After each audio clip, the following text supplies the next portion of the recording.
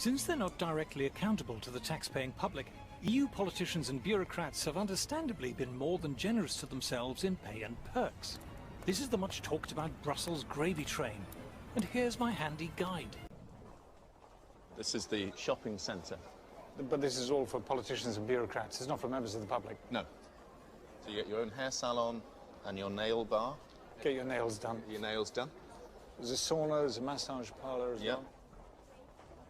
Why would they not want to stay here, living a life of luxury? There are 10,000 people here paid more than David Cameron. That's 1 in 5 of everyone who works for the EU. If you're an EU official, there's the relocation allowance, the household allowance, the family allowance, the entertainment allowance, the private healthcare allowance, the private education for your kids allowance. The healthcare allowance includes free Viagra.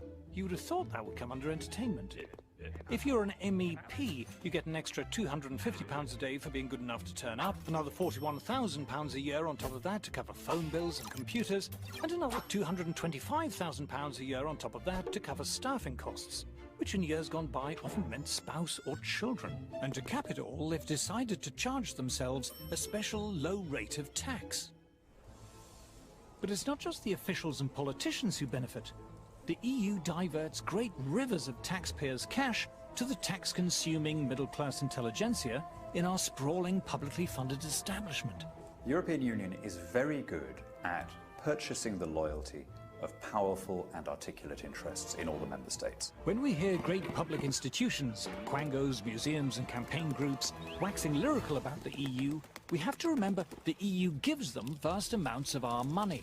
The EU gives shed loads of our money to local authorities and to universities and to art groups and opera companies. And that then provides this chorus of noise in favour of the European project. Every charity over a certain size is getting money from Brussels. Every NGO. We see EU largesse effectively buying opinion.